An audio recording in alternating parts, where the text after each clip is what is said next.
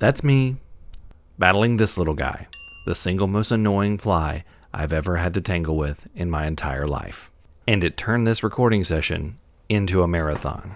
And I'm going to get this little fly. But it started with so much promise. We've got a lot of stuff that we're going over in the Q&A today, including couplers, brass engines.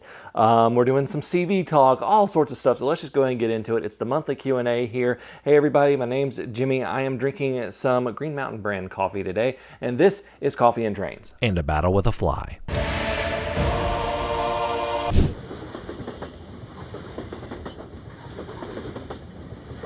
This video is brought to you by Model Railroad Academy. Model Railroad Academy is your online resource for model railroad instructions, ideas, and information, with loads of tutorials and articles for model railroaders of every skill level. I've recently been going through their catalog and watching some of their older videos, including this one from Don Kassler and the M&K division of the B&O. It's been really cool to watch and see all the old techniques he used.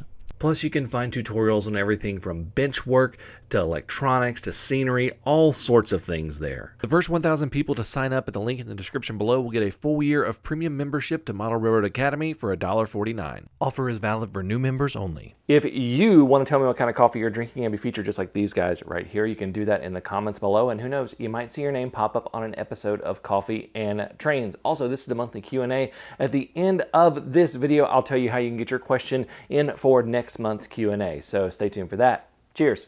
James Constanti asked, how does he put Rapido couplers on his Kato in-scale locomotives? Well, changing out the couplers for Kato locomotives is a little bit trickier. So the way that basically that it works is that the Kato couplers don't have like a complete little like box that you can put it on there. They have a little brass strip right behind there that kind of flexes and does the coupling. So basically you have to go ahead and there's a fly right there. That's why I was swatting.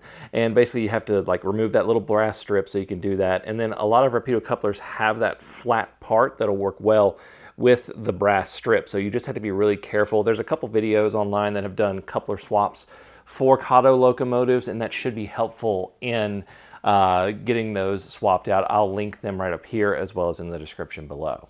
Tugesti asks, what are the benefits of brass trains over regular plastic and die-cast trains? Well, I'm going to talk about two sides of this. One is the consumer side and one is the manufacturer side. So let's start with the consumer side. There's three main things.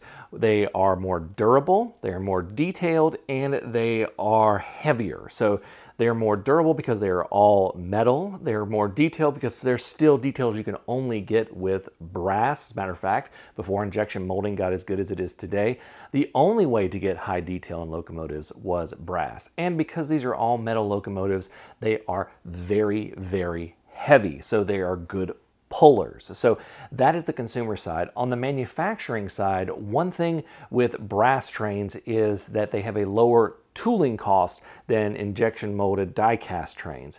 So what you have for that is it costs more per unit to make the trains, but your starting cost of the tooling and everything is less expensive than injection molding. So it's going to take you longer and it's going to cost you more per train to make, but you're going to be able to recoup your investments quicker with a smaller run, which means that you're going to be able to do more custom runs, you're going to be able to do small batches, you're going to do limited editions, things like that with it. So that's really the benefit of it, is that it is a little bit cheaper to start a run of engines, but you're going to be charging more because it costs more per train to make. But that also makes it easier to recoup, which means that we do have the availability to do smaller run engines and actually make them, which is a pretty cool thing. Chad Portenga 785A asked if I've ever had any issues with programming Broadway Limited Paragon 2 and 3 locomotives in JMRI, and I actually have with the Paragon 3 locomotive. And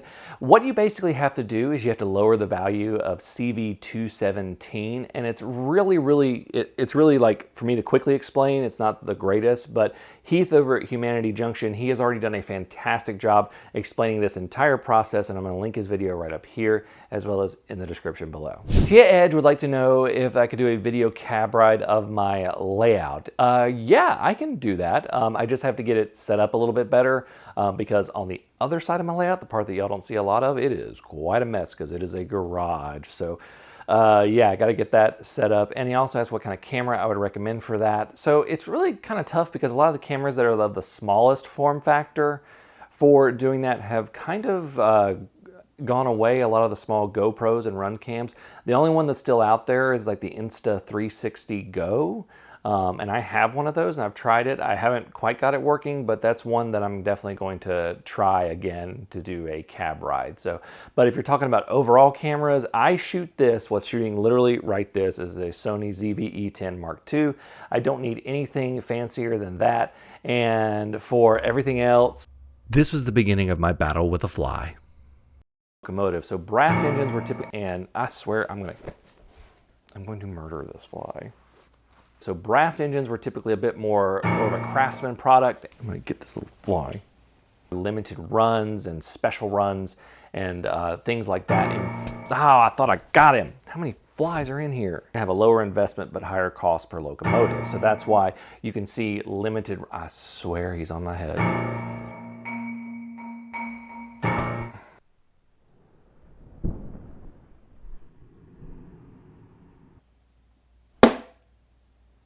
Got him. We now resume our regularly scheduled video. Dave R. Bailey asked how much effort do people actually put into trying to match NMRA standards when it comes to car weight? So here's the thing. A lot of us that are watching the video right now are just crazy model train fanatics, and that is one of the things that a lot of model train people will do is we will get our cars to the correct weights and making sure that they are, and that's just something that we do that helps make our layout run better and things like that. We just know that. A lot of people that do the hobby are also just doing it for fun. They're picking up cars that are used at swap meets and things like that, and they're just doing whatever they can, and they are really just they're probably just making sure it runs fine, I'm good with it. So it really just depends on what you're doing with your model railroad. However, if you're sharing, whether it's a club or you're taking stuff to different op sessions or you've got a modular setup that you guys want to standardize, I would look at using NMRA standards such as car weights just to help out with operations and having everything sync across multiple operators. Kevin's Tiny Trains asks, what do I do with the special layout projects that I do for the channel? He said he loves building small layouts, but storage is limited. I don't want to dismantle them because I like them too much. So I don't think you're gonna like my answer then. The only one that I have not dismantled of projects in the past fully is MRR1. MRR1 is semi-dismantled and it's sitting in a storage unit right now. But any projects that I have that I want to keep, I do have a storage unit specifically for that. It is an indoor climate-controlled storage unit, and that is where I keep stuff that I want to keep, but just don't have a place to put it in my house. That's just part of my model railroad budget. That's part of my hobby budget. Just it's not a huge one. It's one of the smallest ones you can get in there. But yeah, so that's what I do is I have a storage unit. And when I need to pull them out, I have a bit of a unique use case because when I need to pull them out for doing different things on the channel, I can do that. So I have a bit of a different reason for keeping them, but a lot of them I simply dismantle for parts. It does save some money. This channel is actually pretty expensive to run.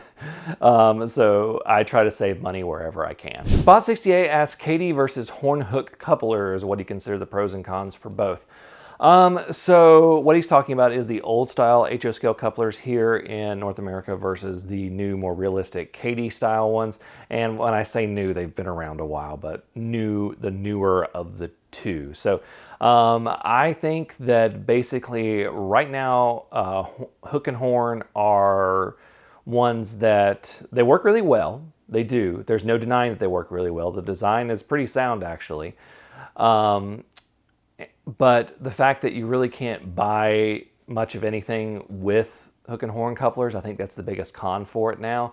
That and they don't look the most realistic compared to a KD coupler. KD couplers just look realistic, and it's not like they work terribly. They work fantastically well. And so I guess the biggest thing is if you're buying a bunch of older rolling stock and things like that, they're probably going to have hook and horn, especially if you're getting them at swap meets or like the used tables at train shows. So Yeah, I think that's the biggest con for them, is that they're just not really installed anymore. And if you have a bunch of hook and horn stuff and you don't want to completely change out all of it, consider making an adapter car. I've actually got one of those in scale for Rapido couplers. Basically, you have a Katy coupler on one side and a hook and horn on the other. So yeah, I think that overall, I think Katie's look more realistic and they work really, really well. Hook and horns, they work fine, but they're just not installed anymore. So I think that's probably the biggest con for them, is that you're going to be limiting yourself and you're probably going to put yourself up for some headache, going on that standard. Oscar Lopez Castillo 2692 says that they're making T-Track models, but they have Atlas Track without the base, because there is Atlas True Track that has the base. And would he have to change it, basically, is what he's asking. So there are people who put Atlas Track on T-Track modules. Now for a single, it's going to be a little difficult to do, but basically Kato makes these adapter pieces that were originally designed to fit Tomic's track.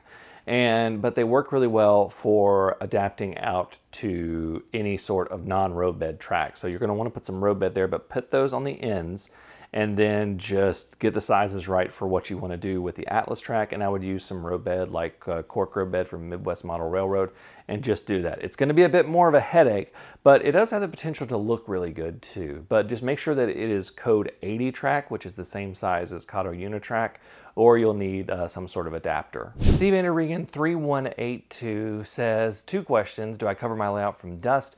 Not yet, but I'm planning on getting some of the little super thin plastic drop cloths to do that. And number 2 said, do I glue parts, vehicles, and small structures down on my layout?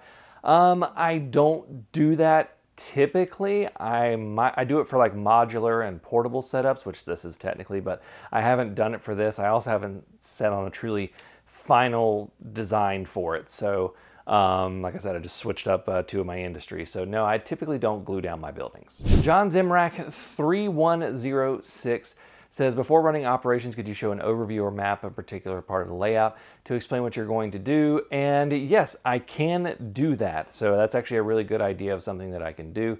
And I know a couple of you have asked about seeing a track plan and all that kind of stuff. Once I get the layout fully complete, I'm going to do a whole overview video. I'm going to do a website page and everything for it. So that'll be coming as well. Camaro Steve 312 says they're building a point-to-point layout in their workshop and would like to automate it. They said they dabble with Raspberry Pi and we're hoping to use some sensors and an L298N. And do I have any tips and suggestions, or would we be better off with an Arduino? So that's actually probably something that, if you're not going to add any additional automations like simultaneous lighting features and other sort of motor features and things like that, you could potentially like do that with just an Arduino. An Arduino is a microcontroller, obviously, and it just does like one step at a time and does them over and over and over. But I've actually done something similar to that, and I'll link it right here as well as down in the description. So yeah, we can do this. Toy Train Talk says that he's looking to build his first layout in scale to be portable and with folding legs and be able to fit in the back of his CRV. So he's been debating whether to use a hollow core door or use foam board and put a wood subframe around it. So I actually have a CRV, that's my car, and I think that the hollow core door might be a bit too long. It just depends on if you're measuring it. If it's not, then you're good, go for it, but I would double check those measurements. Typically they're 80 inches by 30 inches. Another thing that I would consider is a portable table, like a banquet table. Don't get one that folds in the middle, because that's going to cause some issues with track and everything. So get one of the ones that doesn't fold. You can get them for about 80 bucks, but that's also going to give you all your legs and everything. It's a little bit shorter. It's about 8 inches shorter than a hollow core door, but it's the same width.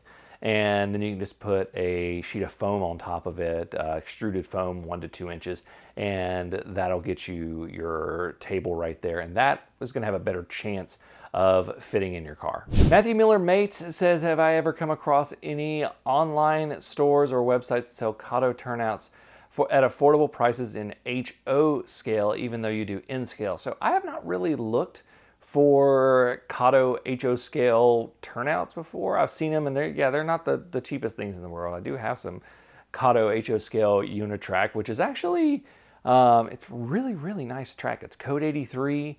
It's like that, but no, I haven't. I would definitely look at some of the bigger retailers for that because you're going to have the bulk discounts. So things like Train World, Factory Direct Hobbies, Lombard Hobbies.